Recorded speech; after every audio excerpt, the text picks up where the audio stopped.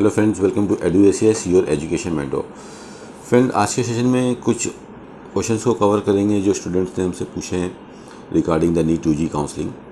तो इसमें बेसिकली हमने यहाँ पे दो ही क्वेश्चंस लिए हैं आज के लिए, जिस शॉर्ट सेशन में कंप्लीट हो जाए। इसमें पहला क्वेश्चन स्टूडेंट्स ने काफ़ी इंपॉर्टेंट क्वेश्चन पूछा है कि sir, is there any application form to be fill before the NEET examination regarding the counselling. क्या अभी भी कोई कहीं और पे रजिस्ट्रेशन कराना है काउंसलिंग के लिए किसी स्टेट्स के लिए नीट के एग्जामिनेशन से पहले? तो इसका आंसर है फ्रेंड्स कि अभी फ़िलहाल नीट के एग्जामिनेशन से पहले आप लोगों को कोई भी काउंसलिंग का रजिस्ट्रेशन अब नहीं कराना होगा। जो भी एप्लीकेशन पहले निकलते हैं, लाइक केरला का, CMC वेल्लोर का, IPU का, वो निकल के फिनिश हो चुके हैं। अब जितने भी एप्लीकेशन होंगे वो नीट के एग्जामिनेशन के बाद होंगे। कुछ स्टूडेंट्स ने ये भी पूछा है कि सर, मेरा केरला का एप्लीकेशन फॉर्म मिस हो गया या मेरा IPU दिल्ली का एप्लीकेशन फॉर्म मिस हो गया, तो क्या मैं उसको आगे फिल कर सकता हूँ? देखिए, केरला ने लास्ट ईयर तक तो पहले ही रजिस्ट्रेशन लिया था और नीट के एग्जामिनेशन के बाद वहाँ पे स्कोर अपलोडिंग का ऑप्शन आता है। तो माइट भी यही रूल रहेगा केरला के लिए कि बाद में अब आप लोग स्कोर अपलोडिंग ही कर पाओगे, अब नया रजिस्ट्रेशन नहीं कर पाओगे। किसी रीज़न से अगर रूल्स चेंज होते हैं, न्यू रजिस्ट्रेशन निकालते हैं, कम एप्लीकेशन कभी भी जाते हैं, तो दोबारा से एप्लीकेशन निकाले जाते हैं। तो उस कंडीशन में फिर आप केरला के लिए एप्लीकेशन कर पाओगे।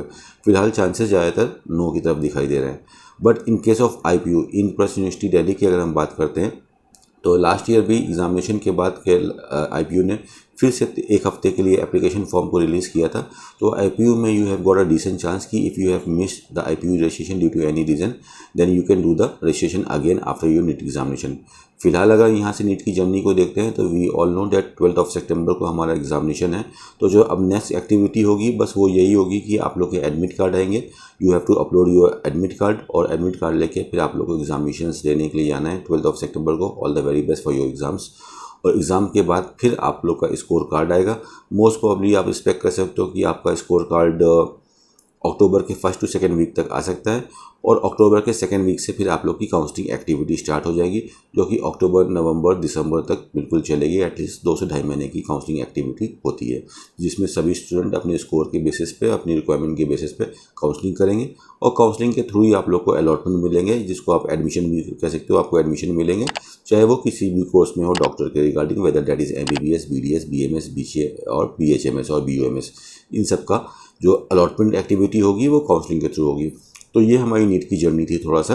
तो फिलहाल अभी आप लोगों को कोई भी एप्लीकेशन फॉर्म नहीं फिल करना है। यहाँ पे मैंने आपको डिटेल से बता दिया। नेक्स्ट क्वेश्चन कुछ स्टूडेंट्स ने पूछा था और पेरेंट्स ने पूछा था कि sir, kindly tell me the pros of cons of government college and private medical college और डीम्ड यूनिवर्सिटी और स्टेट प्राइवेट मेडिकल कॉलेज में क्या इसमें मेरिट है, क्या डीमेरिट है अगर हम गवर्नमेंट मेडिकल कॉलेज में जाते हैं या प्राइवेट मेडिकल कॉलेज में जाते हैं। क्वेश्चन काफ़ी सिंपल भी है और अगर नहीं समझ में आता है तो थोड़ा सा ट्रिकी भी है, और दो पैरामीटर्स पे इसको देख लेते हैं, आंसर करने की कोशिश करते हैं जिससे कि आप सेटिस्फाई हो जाओ। अगर आप डिफरेंस देख रहे हो गवर्नमेंट सेक्टर के अंदर पहले कि गवर्नमेंट मेडिकल कॉलेज में क्या बेनिफिट हैं या क्या उसमें नुकसान है, या प्राइवेट मेडिकल कॉलेज में क्या बेनिफिट है और क्या नुकसान है, या इसी केस में अगर हम प्राइवेट मेडिकल कॉलेज में हम अपने स्कोर के अकॉर्डिंग जब हमको डिसीजन लेना हो तो हम किस हिसाब से डिसीजन लें, whether I should do the counselling of deemed university और I should do the counselling of state private medical college. तो देखिए फ्रेंड्स, क्वेश्चन अच्छा है, बट सबसे पहले हमको ये देखना है कि क्या ये क्वेश्चन हमारे लिए एप्लीकेबल होता है कि नहीं होता है, बिकॉज सभी स्टूडेंट के लिए अलग अलग डिसीजन होंगे। डीम्ड यूनिवर्सिटी में अगर अच्छे डीम्ड यूनिवर्सिटीज़ में आपको एडमिशन चाहिए, यानी कि कम फीस वाले डीम्ड यूनिवर्सिटी में एडमिशन चाहिए, तो फर्स्ट ऑफ ऑल आपके स्कोर कार्ड में उतना स्कोर होना चाहिए कि आप कम फीस वाले डीम्ड यूनिवर्सिटी में जा पाओ, जिनकी फ़ीस 12 लाख से लेकर 15 लाख तक है। इन सभी का कट ऑफ 500 के ऊपर जाएगा, और नीचे वाले जिनकी फीसेस ज़्यादा है वहाँ के लिए लो स्कोर पे हो जाएगा। तो बेसिक सा डिफरेंस अगर हम डीम्ड यूनिवर्सिटी में और स्टेट प्राइवेट में देखते हैं, जो डेफिनेशन है उसकी, कि डीम्ड यूनिवर्सिटी यानी कि डायरेक्ट सेंट्रल गवर्नमेंट को रिपोर्ट कर रहे हैं, स्टेट के कॉलेज स्टेट गवर्नमेंट को रिपोर्ट कर रहे हैं, तो राइट्स थोड़े अच्छे होते हैं, बेनिफिट्स काफ़ी अच्छे थोड़े से ज़्यादा होते हैं डीम्ड यूनिवर्सिटी के बाद। और डीम्ड यूनिवर्सिटी में ऐसा नहीं है कि सिर्फ हाई फीस वाले कॉलेज बहुत कम होते हैं, अच्छे नहीं होते हैं। जैसे श्री रामाचंद्रा मेडिकल कॉलेज है, इंडिया का बहुत टॉप मोस्ट कॉलेज है, लेकिन फ़ीस 24 लाख है, अलॉटमेंट भी 400 नंबर से ऊपर ख़त्म हो जाता है। तो ऐसे सब कॉलेज में सिर्फ वही लोग एडमिशन ले सकते हैं जिनके पास ऐसे मॉनेटरी चैलेंज ना हो, जिनके पास अमाउंट अच्छा है और वो सोच रहे हैं कि यार मैं अपने पैसे को कैसे यूटिलाइज़ कर सकता हूँ, क्या what will be the best investment for me. तो इस तरह से हम यहाँ पे डिसीजन ले सकते हैं। तो आप अपने अकॉर्डिंग देखिए कि आपका स्कोर क्या है और आपकी फैमिली की कंडीशन क्या है, उसके हिसाब से आप अपना डिसीजन लीजिए। ठीक है, अगर इकोनॉमिकली कंडीशन साउंड है, स्कोर भी ठीक ठाक है, तब तो आपके पास सारे गेट्स खुले हैं, तब आप ऐसा देखो कि डीम्ड में जो हमको बेस्ट कॉलेज मिल सकता है, I should go for the deemed. या अगर हमको डीम्ड से बेटर कंफर्टेबल हमारे घर के पास में मिल जा रहा है, होम स्टेट में मिल जा रहा है, तो ऐसी कोई ज़रूरत नहीं है कि अगर हम यहाँ से करेंगे तो ख़राब होगा, वहाँ से करेंगे तो अच्छा होगा। चाहे कोचिंग इंस्टीट्यूट हो, चाहे मेडिकल कॉलेज हो, 30% रोल मेडिकल कॉलेज का रहता है, 70% रोल स्टूडेंट का रहता है, तो आपका परफॉर्मेंस ज़्यादा इंपॉर्टेंट करेगा। तो चीज़ों को कॉम्प्लिकेटेड नहीं करते हैं, थोड़ा सा सिंपल करते हैं। हमको ये देखना है कि हमारे लिए क्या इंपॉर्टेंट है। अगर if you are struggling with budget, तो अगर आपको देख रहे हैं कि हमको किसी स्टेट में या ओपन स्टेट में हमको कम बजट में कॉलेज मिल जा रहा है, और जैसे हमने लास्ट सेशन में बताया था कि एक अच्छे मेडिकल कॉलेज के क्या पैरामीटर्स होते हैं, सबसे इंपॉर्टेंट होता है उसका एक्सपीरियंस। तो हमको एक अच्छा एक्सपीरियंस कॉलेज मिल जा रहा है जो पीजी चला रहा है, एमएसएमडी चला रहा है, तो अच्छी फैकल्टी मिल रही है, अच्छा एक्सपोजर मिल रहा है, तो आप उस हिसाब से डिसीजन ले सकते हो। सेम यही रूल लगता है आपको गवर्नमेंट कॉलेज में क्या प्रोज एंड कॉन्स है।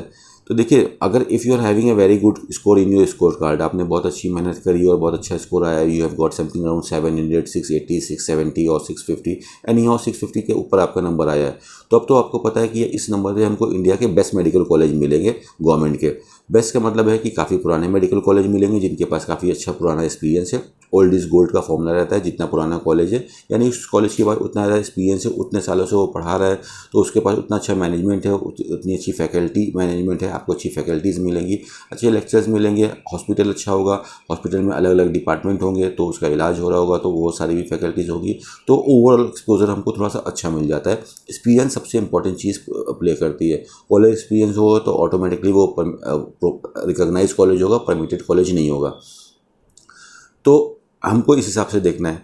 बट ऐसे लोग जिनको लाइक आपको देख रहे हो कि भाई हम I am not able to pay 50, 60, 70 lakh rupees of tuition fees, और मुझे ठीक है अब गवर्नमेंट मेडिकल कॉलेज मिल रहा है, चाहे मेरे स्टेट में मिल रहा है, चाहे ऑल इंडिया कोटा से कहीं पे मिल जा रहा है, जिससे कि यहाँ पे हमारी एटलीस्ट हमें कॉस्ट ऑफ एजुकेशन तो सेव हो रही है और मैं अपनी जर्नी में आगे जा सकता हूँ, तो you should 100% go for the government medical college.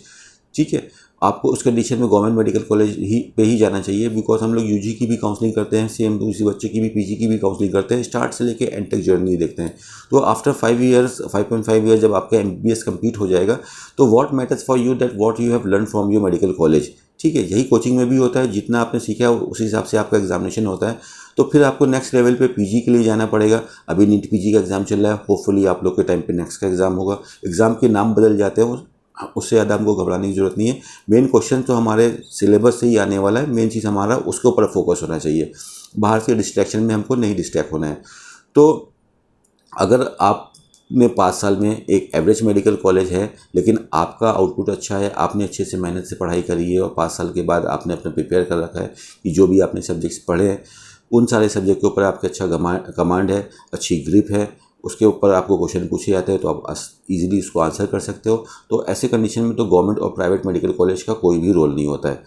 But अगर आपके पास एक अच्छा बजट भी है, आप देख रहे हो कि ठीक है मैं लो साइड से स्कोर आया है, गेटिंग समथिंग अराउंड 600, हमको गवर्नमेंट मेडिकल कॉलेज तो मिल रहा है, लेकिन कंप्रोमाइज़ करना पड़ रहा है बहुत अच्छा, मैं खुश नहीं हूँ, बिकॉज ये गवर्नमेंट मेडिकल कॉलेज सिर्फ 1 साल 2 साल 3 साल या 4 साल पुराना मेडिकल कॉलेज है, इंफ्रा कोई खास अच्छा नहीं है, कॉलेज में पेशेंट का फ्लो बहुत अच्छा नहीं है, या मेरे घर से बहुत ज़्यादा दूर मुझे मेडिकल कॉलेज मिला है। I used to stay in Rajasthan, I have got a medical college in like say Andhra Pradesh, I am staying in Delhi और मुझे कॉलेज मिला है आंध्र प्रदेश का मिला है या आसाम का मेडिकल कॉलेज मिला है, I am not willing to go over there. उस कंडीशन में if you are monetarily sound, तो आप फिर प्राइवेट मेडिकल कॉलेज की तरफ मूव कर सकते हो। You can go for the deemed university counselling और you can go for the counselling of Karnataka, जहाँ पे अच्छे मेडिकल कॉलेज है, उत्तराखंड, इन सब में आप एडमिशन ले सकते हो। तो अल्टीमेटली हमारा ऑब्जेक्टिव क्या है, अगर हम प्रैक्टिकली ना हो, प्रैक्टिकली अगर ये देखा जाता है, 2 चीज़ें होती है डॉक्टर की जर्नी में। एक तो चीज़ होती है कि स्टूडेंट, जो मैक्सिमम लोग सोचते हैं कि भाई हम डॉक्टर बनना चाह रहे हैं, क्यों बनना चाह रहे हैं, बिकॉज डॉक्टर बन के हम बहुत सारा पैसा कमाने वाले हैं, बहुत सारी मुझे रिस्पेक्ट मिलेगी, लोग मुझे सलाम करेंगे, रिक्वेस्ट करेंगे, आगे पीछे सोसाइटी में हमारा नाम होगा, बहुत से लोग हमको, बहुत सी चीज़ें हम अपने अपने सपने अपने अपने इमोशंस और डिज़ायर्स को सजाते हैं। बट स्ट्रेट फॉरवर्ड अगर हम बात करते हैं कि भाई डॉक्टर क्यों बनना चाहते हो, तो ये सब चीज़ें, पैसा, नेम, फेम, ये सब बहुत सी चीज़ अलग करके भी कर सकते हैं। But the main objective of to become a doctor is कि भाई I feel happy in healing the humans, मुझे किसी का इलाज करने में, किसी को प्रॉब्लम से सॉल्व करने में मुझे बहुत अच्छा लगता है। तो अगर आप बिल्कुल सब्जेक्ट वाइज हो, स्ट्रेट फॉरवर्ड हो, तो आपके लिए at the end of day सबसे इंपॉर्टेंट है आपकी लर्निंग, आपकी एजुकेशन। तो मेडिकल कॉलेज अच्छा होना तो बहुत ही ज़्यादा ज़रूरी है। तो अगर आपको वो चीज़ें गवर्नमेंट कॉलेज में नहीं मिल पा रही हैं और आप देख रहे हो कि वो सब चीज़ें एक्सपोजर हमको प्राइवेट मेडिकल कॉलेज में मिल जाएगा, तो इस कंडीशन में बहुत अच्छा डिसीजन रहेगा कि if you are skipping the government medical college and you are going to the private medical college, लेकिन सर के ऊपर बर्डन नहीं होना चाहिए आपके, कोई प्रेशर नहीं होना चाहिए किसी का। आपका अपना कंफर्ट जोन देख के आपको चलना है कि ठीक है मेरे पास पैसा है, मुझे खर्च करने में कोई प्रॉब्लम नहीं, इस एजुकेशन और लर्निंग से अच्छा कोई इन्वेस्टमेंट नहीं हो सकता। तो अगर हम एक अच्छे प्राइवेट मेडिकल कॉलेज से जाके अपनी पढ़ाई कर लेते हैं, जो एक अच्छा एक्सपीरियंस कॉलेज है, 25 साल 30 साल का एक्सपीरियंस रख के रखा है, हमको हर वो चीज़ वहाँ पे मिल रही है जो हमको सीखने की ज़रूरत है, तो you must go for the private medical college. तो इस हिसाब से हम प्रोज एंड कॉन्स को बताएंगे, बहुत ज़्यादा मटेरियलिज्म यहाँ पे आपकी इफेक्ट नहीं बताएंगे, बिकॉज कॉलेज बहुत अच्छा है उससे आपको मतलब नहीं होना चाहिए, बिकॉज आप कॉलेज खरीदने नहीं जा रहे हो, ठीक है, आप कॉलेज पढ़ने जा रहे हो, तो आपको ये देखना चाहिए कि भाई हमारे लिए जो चीज़ अवेलेबल है उतना है कि नहीं। कॉलेज बहुत अच्छा है, बहुत अच्छा है, बहुत अच्छा बिजनेस कर रहा है, that is not your objective, you have to see as a student हमको क्या चीज़ मिल सकता है। तो प्रोज एंड कॉन्स में हम ये बोलेंगे कि make it as simple as possible, अपने लिए इतना सिंपल रखिए, आप देखिए कि आपके हिसाब से आपको सूट कर रहा है कि नहीं। अगर आप ऐसी फैमिली से हो कि हमको गवर्नमेंट मेडिकल कॉलेज मिल गया, एक मौका मिल गया लाइफ में आगे बढ़ने के लिए, ठीक है, अब वहाँ से मैं पढ़ाई करूँगा, अच्छे से सीखूंगा, हम गवर्नमेंट मेडिकल कॉलेज के लिए पढ़ने के लिए मैं 600 का स्कोर ला सकता हूँ, तो फिर आगे भी अच्छा स्कोर लेके आ सकता हूँ, तो you must go with the government medical college. But if you have a budget और आप देख रहे हो कि मुझे लो साइड का गवर्नमेंट मेडिकल कॉलेज मिला है, कोई नया मेडिकल कॉलेज मिला है, ज़्यादा एक्सपीरियंस मेडिकल कॉलेज नहीं है, whether that is government medical college, ठीक है, तो यह बहुत ज़्यादा दूर पे मिला है, वहाँ की मुझे एजुकेशन मुझे वहाँ की लैंग्वेज में प्रॉब्लम होगा, आई एम नॉट राइट, और मुझे असमी सीखनी पड़ेगी, तो एक एडिशनल बर्डन मेरे ऊपर आ रहा है। उस कंडीशन में अगर आप डिसीजन लेते हो तो बेटर है, अदरवाइज गवर्नमेंट मेडिकल कॉलेज में कोई ऐसा इशू नहीं है। एक चीज़ होती है कि गवर्नमेंट मेडिकल कॉलेज में, खासकर स्टेट के गवर्नमेंट मेडिकल कॉलेज में फीसेस तो कम होती हैं, बट बाद में बॉन्ड्स रहते हैं कि कहीं कहीं पे 1 ईयर की आपको ड्यूटी करनी पड़ेगी, 2 ईयर की ड्यूटी करनी पड़ेगी, कहीं पे 5 साल का बॉन्ड होता है, कहीं पे 7 साल का ये बॉन्ड है, लाइक हरियाणा। लेकिन इसमें भी घबराने की बात नहीं है, अल्टीमेटली आप डॉक्टर बन रहे हो टू डू द प्रैक्टिस, तो आप एक तरह से देखो, और लोग आज की डेट में गवर्नमेंट जॉब के लिए काफ़ी परेशान रहते हैं, तो गवर्नमेंट आपको जॉब दे रही है, he is giving you full salary, full respect, full allowances, सब कुछ मिल रहा है आपको, तो आप उसके हिसाब से आगे कंटिन्यू कर सकते हो, फाइन। देन उसके आगे आप पीजी कर सकते हो, बिकॉज पीजी के लिए कोई भी आपकी एज बाउंडेशन नहीं रहती है, जैसे आपके एमबीबीएस में एक एज बाउंडेशन रहती है, तो पीजी में कोई आपकी एज बाउंडेशन नहीं रह सकती है। आपकी लाइफ है, आप अपने हिसाब से डिज़ाइन कर सकते हो, जैसे आपकी सर्कमस्टेंसेस है उस हिसाब से आप डिसीजन लीजिए, जिससे आपके ऊपर और आपकी फैमिली के ऊपर कोई एडिशनल बर्डन ना पड़े। ऐसा ना हो कि वो ऐसा कर रहा है तो मुझे ऐसा करना चाहिए, कोई ऐसा प्रेशर नहीं है, आप ऐसा करिए जिससे आपके लिए बेटर हो और आपकी जर्नी थोड़ा सा स्मूथ बने। तो प्रोज एंड कॉन्स को ज़्यादा हमको ध्यान नहीं देखना है, इस काउंसलिंग को हमको बहुत सिंपल बना के चलना है। If you are doing a government counselling, आप गवर्नमेंट की काउंसलिंग करिए और गवर्नमेंट की सीट को निकाल के ले लीजिए। इस कंडीशन में बस आप देख रहे हो कि लास्ट में मुझे गवर्नमेंट मेडिकल कॉलेज मिल रहा है और मेरे पास फंड है, मुझे यूटिलाइज़ करना है, खर्चा करना है, तब मैं प्राइवेट मेडिकल कॉलेज में अच्छा प्राइवेट मेडिकल कॉलेज ले रहा हूँ, उस कंडीशन में सही डिसीजन है। Rest government college is always a good medical college in order to go ahead in your career journey. और rest talking about deemed and private medical college, इसमें भी ज़्यादा कंफ्यूज होने की ज़रूरत नहीं है, बिकॉज मार्केटिंग करेंगे तो बहुत चीज़ें बता सकते हैं, ये अच्छा है, ये बुरा है, लेकिन अच्छे बुरे जैसी कोई चीज़ नहीं होती लाइफ में फ्रेंड।